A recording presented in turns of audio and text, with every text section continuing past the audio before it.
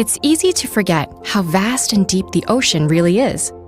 About 60% of it is actually a cold and dark region known as the deep ocean, and it reaches down to 11,000 meters.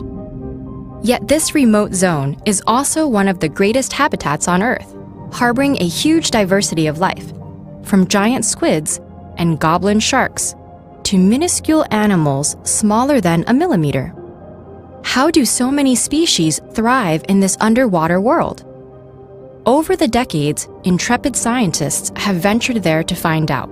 Traveling down through the water column, pressure increases and light begins to wane. At 200 meters, photosynthesis stops and temperature decreases from surface temperatures by up to 20 degrees Celsius. By 1,000 meters, normal sunlight has disappeared altogether. Without light, life as we know it seems impossible. That's why in 1844, the naturalist Edward Forbes wrote his azoic theory. Azoic meaning without animals. Forbes was sure that nothing could survive below 600 meters on account of the lack of light. Of course, the discovery of deep-sea species proved him wrong. What Forbes failed to take into account is something called marine snow, which sounds much nicer than it is. Marine snow is basically organic matter, things like particles of dead algae, plants, and animals, drifting down into the depths and acting as food for deep-sea animals. Largely thanks to that, abundant life forms exist in the darkness, adapting to a harsh reality where only the weird and wonderful can survive. Fish with cavernous mouths, spiky teeth jutting from their jaws, and lamp-like structures protruding from their heads. Like the anglerfish, which entices prey with its misleading glow.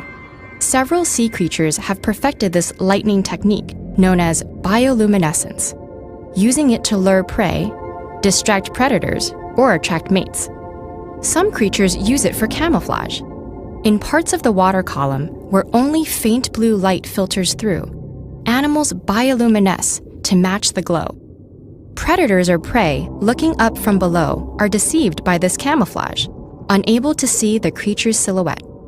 Such otherworldly adaptations also arise from the need to locate and snatch up food before it drifts away.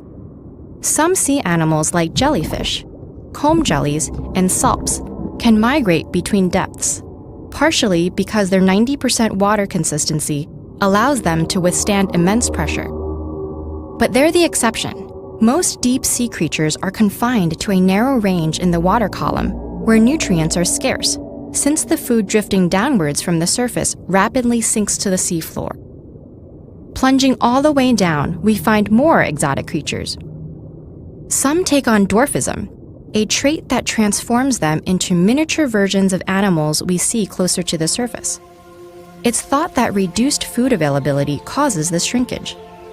Only a tiny fraction of the food produced at the surface reaches the seafloor, so being small gives animals a low energy requirement and an adaptive advantage. And yet, the sea is also the land of giants. Here, gargantuan squids can reach 18 meters long.